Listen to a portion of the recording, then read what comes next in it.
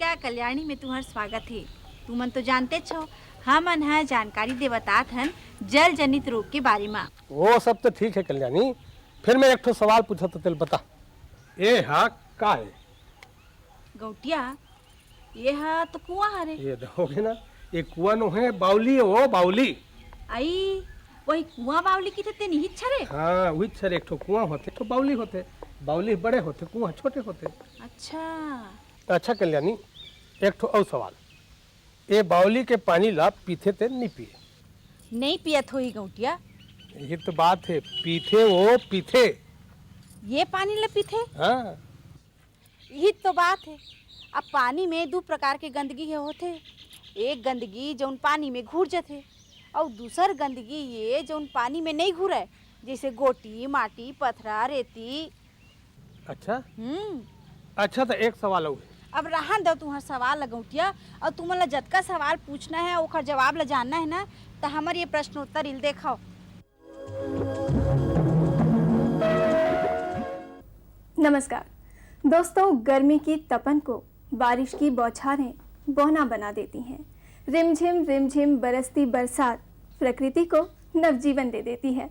पानी की चंद बूंदें कभी कभी मृत में भी प्राण फूंक देती है। सच, जल ही जीवन है। जी हाँ, थल पर जल के बिना जीवन संभव है ही नहीं। लेकिन दोस्तों, कई बार ऐसा भी होता है कि जीवनदायक ये जल कभी कभी जीवन के लिए घातक भी हो जाता है। कब, क्यों और कैसे, ये जानना चाहते हैं तो शामिल हो जाइए हमारे साथ आज की इस प्रश्नोत्तरी में। और हमेशा की तरह हमारी इस प्रश्नोत्तरी में आज भी हैं 3 टीमें, अर्पा, पैरी और महानदी। तो चलिए सबसे पहले हम परिचय लेते हैं हमारी तीनों टीमों के प्रतिभागियों से। आप हैं गुरु और शिष्य। तो चलिए सबसे पहले परिचय लेते हैं अर्पा टीम से। मैं दिनेश सिक्का, कक्षा 12वीं का छात्र, शासकीय हायर सेकेंडरी स्कूल रविग्राम। सीमा लदेर, शिक्षिका, शासकीय हायर सेकेंडरी स्कूल रविग्राम। स्वागत है अर्पा टीम आपका। और अब हम परिचय लेते हैं पैरी टीम से। विनय निर्मलकर, छात्र, शासकीय महाविद्यालय रविग्राम, कक्षा 12वीं। नमस्कार, LD दुबे, प्राचार्य, शासकीय उच्चतर माध्यमिक शाला रविग्राम। स्वागत है पैरी टीम आपका भी। और अब हम बढ़ते हैं मिलने के लिए महानदी टीम से। नटराज डंसेना, कक्षा 12वीं, शासकीय उत्तर माध्यमिक विद्यालय रविग्राम। नमस्कार, श्रीमती M मारू, शिक्षिका, हायर सेकेंडरी स्कूल रविग्राम। स्वागत है महानदी टीम आपका भी। और ये तो था हमारी तीनों टीमों का परिचय। इन तीनों टीमों से मैं पूछूंगी सवाल और ये तो देंगे जवाब, लेकिन हाँ, इनके अंकों का कौन करेगा हिसाब? तो चलिए हम मिलते हैं हमारे स्कोरर से। आप हैं सुनील तिवारी। आप सभी को मेरा नमस्कार। और दोस्तों, हमेशा की तरह हमारे कार्यक्रम में बहुत ही महत्वपूर्ण भूमिका अदा करने के लिए हमारे साथ हैं हमारे विशेषज्ञ डॉक्टर शैलेंद्र केसरवानी। डॉक्टर साहब, स्वागत है आपका स्टूडियो में। तो चलिए हम शुरू करते हैं सवालों का सिलसिला। देखें कौन कितने पानी में है। मेरा मतलब है कि किसे पानी के बारे में सबसे ज्यादा जानकारी है। तो चलिए सबसे पहला हमारा सवाल है अर्पा टीम आपके लिए। हमारा सवाल है, पृथ्वी का कितना भाग जल है और कितना थल? पृथ्वी का 21% भाग थल है और 69% भाग जल है। जी नहीं अर्पा टीम, आपका जवाब सही नहीं है। आप लगभग पूर्णता की ओर थे, लेकिन इसे हम संतोष पर नहीं मानते हैं और सही जवाब है मैं आपको नहीं दूंगी, क्योंकि हमारा ये पासिंग राउंड है और ये सवाल हम पास करते हैं सुनील किस टीम की तरफ? अब हम पैरी टीम की तरफ। ये पैरी टीम आपके लिए यही सवाल। जी, थल। थल 1/4 और जल 3/4। बिल्कुल सही जवाब। आपको मिलते हैं बोनस के 5 अंक। और अब आपके लिए आपका अपना सवाल। आपके लिए हमारा सवाल है, हर व्यक्ति हर रोज लगभग कितने लीटर पानी इस्तेमाल करता है? कम से कम 6 लीटर पानी। जी नहीं, गलत जवाब। हम यही सवाल पास करते हैं महानदी टीम की तरफ। 4 से 6 लीटर। 35 लीटर। गलत जवाब। ये सवाल पास होता है अर्पा टीम की तरफ। 1 से 6 लीटर नहीं 18 लीटर। गलत जवाब। चूंकि इस सवाल का सही जवाब हमारी तीनों ही टीमें नहीं दे पाई हैं, तो अब मैं विशेषज्ञ से जानना चाहूंगी कि इसका सही जवाब क्या है। 150 से 200 लीटर। और इस प्रश्न का सही जवाब हमारी कोई भी टीम नहीं दे सकी। तो चलिए अब हम बढ़ते हैं हमारे तीसरे सवाल के साथ महानदी टीम की तरफ। आपके लिए हमारा सवाल है, पृथ्वी का 3 भाग पानी से ढका है और केवल 1 भाग थल है। इतना पानी होते हुए भी हमें पानी की इतनी कमी रहती है, क्यों? क्योंकि अधिकतम पानी समुद्रों में है और समुद्र का पानी हम पी नहीं सकते हैं, उसका इस्तेमाल नहीं कर सकते हैं और कुछ बर्फ के रूप में रहता है, इसलिए हमको पानी की कमी है। बिल्कुल सही जवाब, आपको मिलते हैं पूरे अंक। जी हाँ दर्शकों, पूरी पृथ्वी पर सिर्फ 3% जल ही पीने योग्य जल है। और अब हम बढ़ते हैं अर्पा टीम की तरफ। आपके लिए हमारा सवाल। कहा जाता है हर चीज जो चमकती है वो सोना नहीं होती, इसी तरह हर पानी जो साफ दिखता है वो साफ नहीं हो सकता। प्रश्न है कि पीने के लिए सुरक्षित पानी किसे कहा जाएगा? ठंडी करके फिल्टर किया हुआ और छानकर फिल्टर किया हुआ पानी। बिल्कुल सही जवाब आपका। ऐसा पानी हमारे लिए सुरक्षित हो सकता है जिस पानी को पीने पर पीने वालों को लंबे समय तक कोई नुकसान ना हो। और अर्पा टीम, आपको मिलते हैं पूरे 10 अंक। और अब देखते हैं कि पैरी टीम अपना खाता खोल पाती है कि नहीं इस सवाल के साथ। हमारा सवाल है, पानी में कितनी तरह की गंदगी हो सकती है? बहुत प्रकार की गंदगी हो सकती है। अम्लीय गंदगी भी हो सकती है, छाने वाली गंदगी भी हो सकती है, और ऐसी भी गंदगी हो सकती है जो कि जैसे कठोर जल, ये भी एक प्रकार की गंदगी ही है जो जिसको कि हम इस्तेमाल करने योग्य पानी नहीं मानते। आपकी जानकारी तो बहुत अच्छी है, लेकिन हमारे हिसाब से आपका जवाब पूर्ण नहीं है। तो ये सवाल पास करते हैं महानदी टीम की तरफ। पानी में कई प्रकार की गंदगियाँ होती हैं जिसको हम प्रदूषण कहते हैं। इसमें अम्लीय कारखानों से निकला हुआ जो प्रदूषित पदार्थ होता है वो पानी में मिल जाता है। ऐसे पानी को हम अपने पीने के लिए उपयोग नहीं कर सकते हैं। आपका जवाब भी पूर्ण नहीं है, इसलिए मुझे बढ़ना पड़ रहा है अर्पा टीम की तरफ। जैसे कि हम कारखाने से जो निकलती है पानी, उससे व्यर्थ ही कोई स्रोत में, जल के स्रोत में बहा जाते हैं। उसमें बहुत सारी रसायन होती हैं, गैसें होते हैं, वो हमारे लिए हानिकारक होते हैं। जैसे हम उसे पिएंगे तो बहुत सारी हमारी बीमारियां लग जाती हैं। ऐसे जलों को हम प्रदूषित जल कहते हैं। जी नहीं, मुझे बहुत ही खेद के साथ कहना पड़ रहा है कि हमारी टीमों को जानकारी तो बहुत है, लेकिन निश्चित रूप से सवाल का सही जवाब वो नहीं दे पा रहे हैं। जी हाँ दोस्तों, पानी में 2 प्रकार की गंदगी हो सकती है, घुलनशील और अघुलनशील। और इस बारे में और ज्यादा जानते हैं हम हमारे विशेषज्ञ से।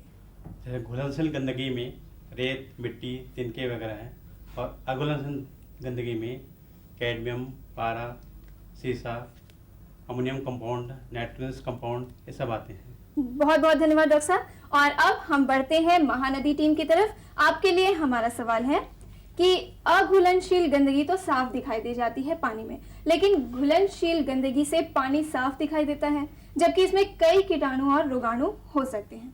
तो हमारा सवाल है कि जल में उपस्थित ये अदृश्य रोगाणु हमारे शरीर में कौन कौन सी बीमारियां पैदा कर सकते हैं? किन्हीं 3 बीमारियों का नाम बताइए। आँव, पेचिस, डायरिया और हैजा। बिल्कुल सही जवाब, आपको मिलते हैं पूरे अंक। और अधिक जानकारी के लिए हम एक बार फिर मदद लेते हैं हमारे विशेषज्ञ की। प्रदूषित जल के पीने से हमें पीलिया, हैजा, टाइफाइड, पैराटाइफाइड, एमोबियासिस, जियार्डियासिस, पेट में कीड़े, शिस्टोसोमियोसिस और फिश टेमर की बीमारियां हो सकती है। बहुत बहुत धन्यवाद डॉक्टर साहब। और दोस्तों, इस जानकारी के साथ ही हमारा पहला राउंड यहीं खत्म होता है। तो चलिए जानते हैं स्कोर्स की पोजीशन कि किस टीम ने खाता खोला और किसने खाता नहीं खोला। जानते हैं सुनील से। वैसे प्रीति, तीनों टीमों ने अपना खाता तो खोल लिया है। पैरी जो टीम है, बहुत अच्छी कोशिश है उनकी। उनको अभी मिलते हैं, अभी तक उन्होंने जो स्कोर अपना खड़ा किया है 5 अंकों का स्कोर है उनका। अर्पा टीम, उनकी भी बहुत अच्छी कोशिश है, उन्होंने अपनी 10 अंक का स्कोर खड़ा किया है। और अभी तक महानदी जो टीम है हमारी, महानदी टीम को मैं कहूँगा अपने नाम के अनुरूप वो नदी जो है महानदी, उसके अनुसार बह रही है वो। और अभी तक का उनका जो सबसे ज्यादा स्कोर हुआ है 20 अंकों का स्कोर उन्होंने खड़ा किया है। तो दोस्तों, तीनों टीमों के खाते खुल चुके हैं और नंबर ये लोग अभी और भी बटोरेंगे, क्योंकि हमारे पास 2 राउंड्स अभी और बचे हैं। हमारा दूसरा राउंड है बजर राउंड।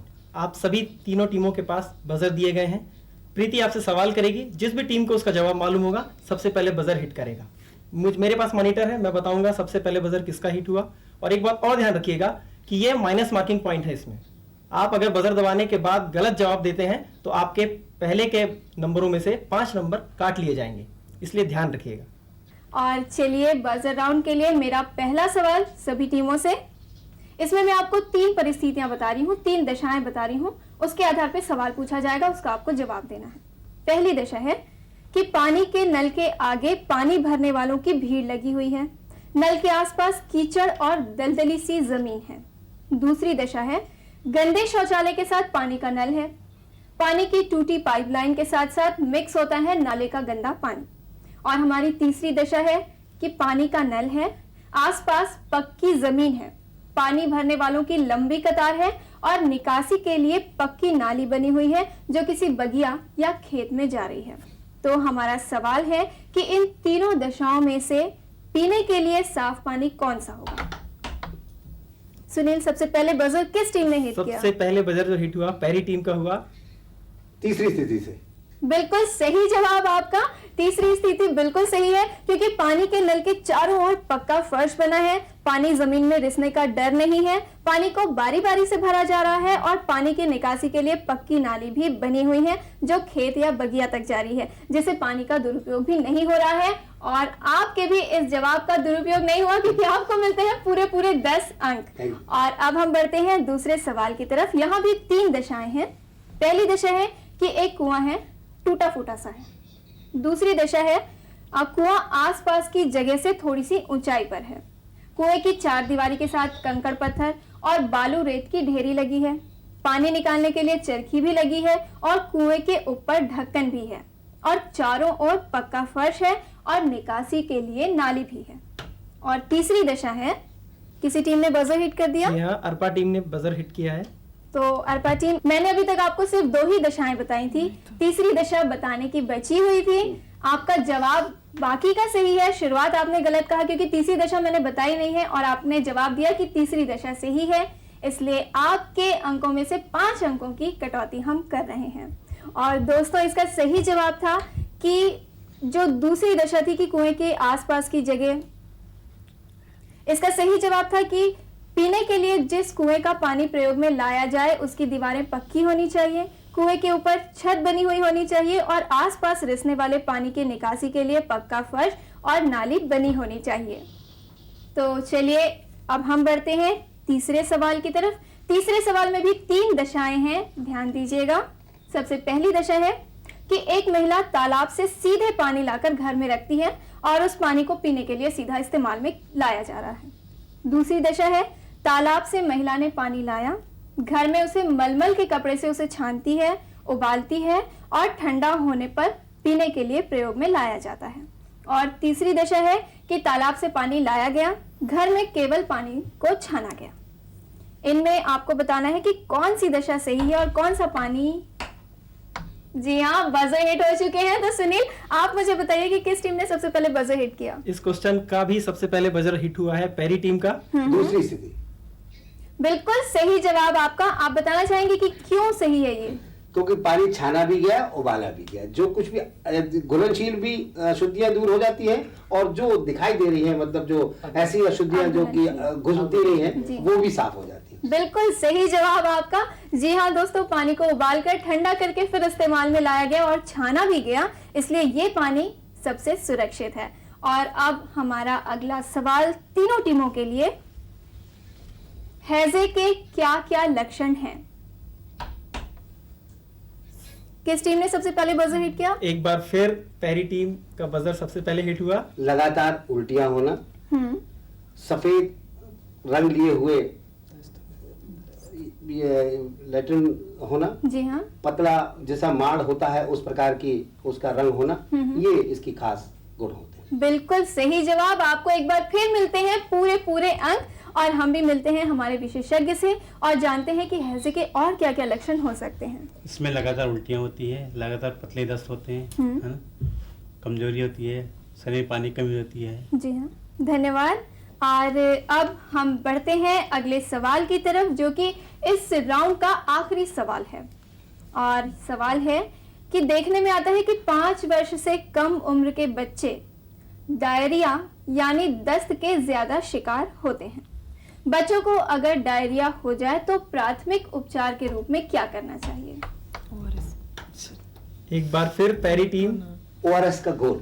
बिल्कुल सही जवाब, ORS का घोल। जी हाँ, जीवन रक्षक घोल बच्चों को प्राथमिक उपचार के रूप में जरूर दिया जाना चाहिए। डॉक्टर साहब, मैं आपसे पूछना चाहूंगी कि इसके अलावा हम क्या कर सकते हैं, और जीवन रक्षक घोल अगर हमें नहीं मिल पा रहा है प्राथमिक स्वास्थ्य केंद्र से, या हमारे पास उतना वक्त नहीं है, तो क्या उसे घर में हम तैयार कर सकते हैं? हम घर में भी तैयार कर सकते हैं जीवन रक्षक घोल। 2 गिलास पानी, थोड़ा सा नमक, चुटकी भर नमक और एक मुट्ठी शक्कर डाल के उसको बना के पिला सकते हैं। जितनी बार दस्त हो उतनी बार ये वो घर में जो बना हुआ जीवन रक्षक घोल उतनी पिलाना चाहिए। इसके अलावा चावल की माड़, हाँ, इसके अलावा चावल की माड़, दाल का मठा, पानी, दाल का पानी, केले, नारियल का पानी, ये सब दे सकते हैं। बहुत बहुत धन्यवाद डॉक्टर साहब। और अगर बच्चे छोटे हो, माँ का दूध पीते हैं, वो भी दे सकते हो।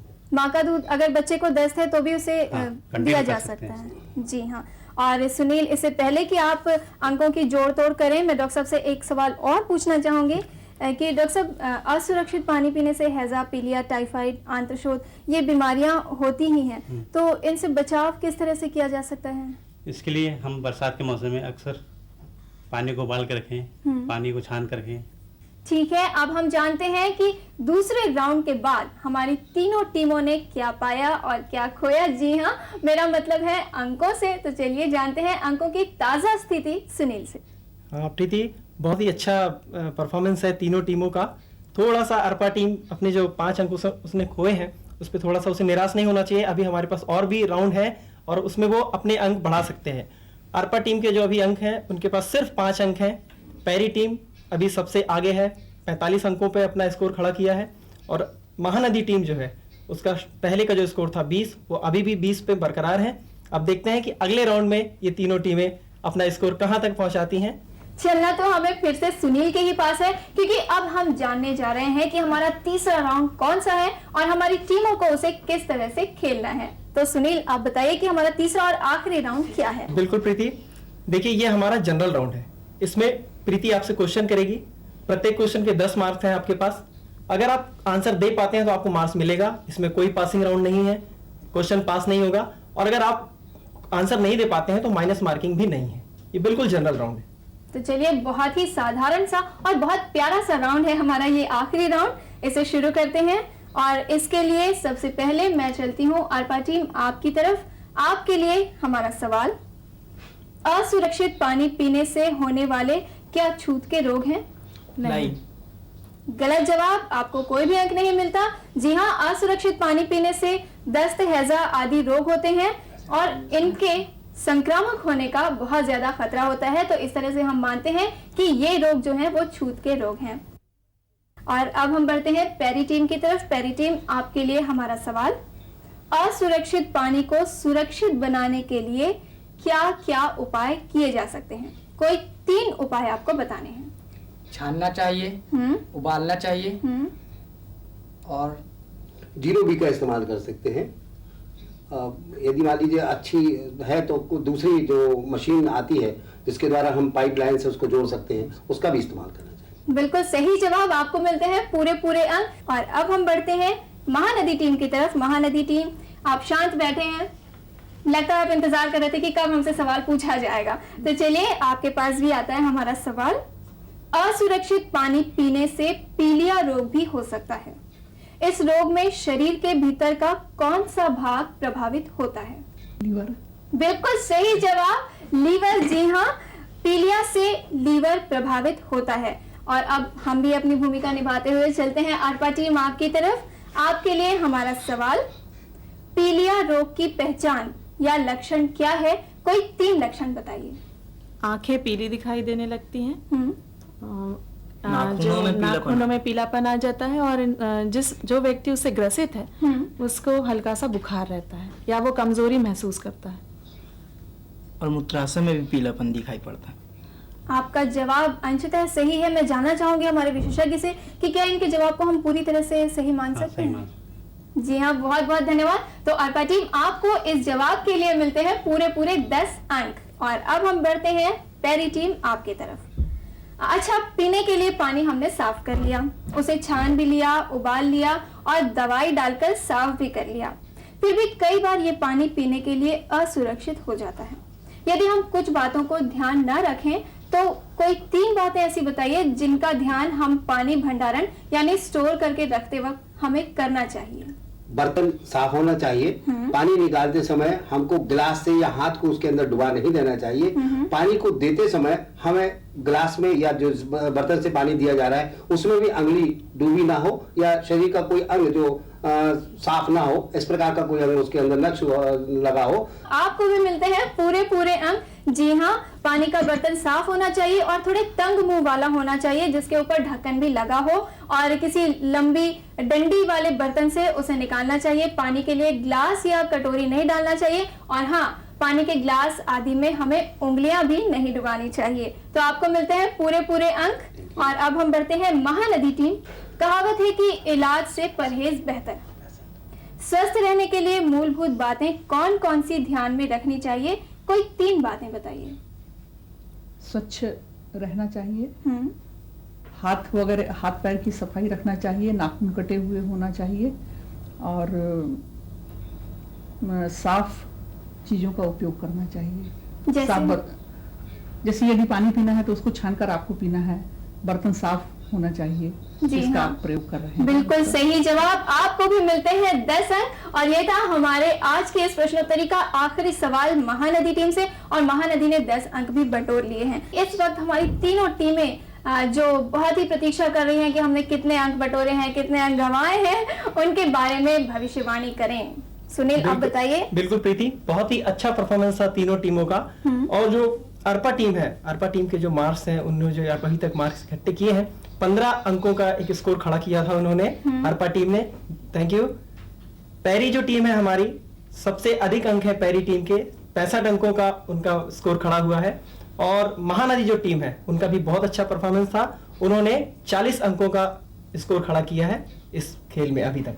तो अंकों के हिसाब से पैरी टीम हम आपको विजेता घोषित करते हैं। बहुत बहुत धन्यवाद। लेकिन दोस्तों, आपसे मैं एक चीज कहना चाहूंगी कि विजेता तो हम सभी हैं, क्योंकि हमारा उद्देश्य होता है कि इस स्वास्थ्य प्रश्नोत्तरी के द्वारा हम स्वास्थ्य से जुड़ी बहुत सी बातें आपको बताएं, और बहुत सी भ्रांतियां उनके बारे में भी विस्तार से बताएं, जिनके बारे में आप जानकारी ले सकें। जी हाँ, हम सभी आज के विजेता हैं।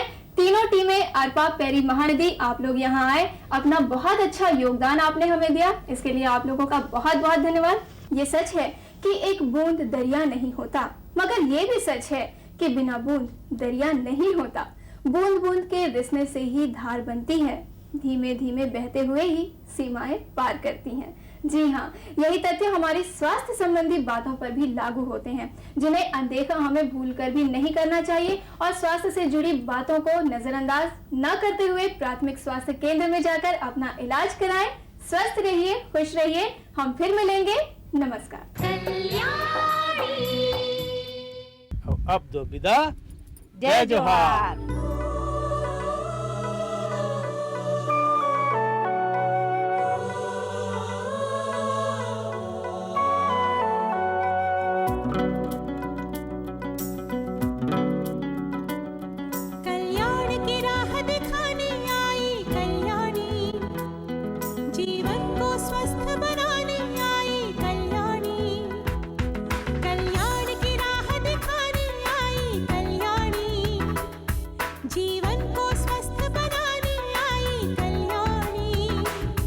कुछ गुण का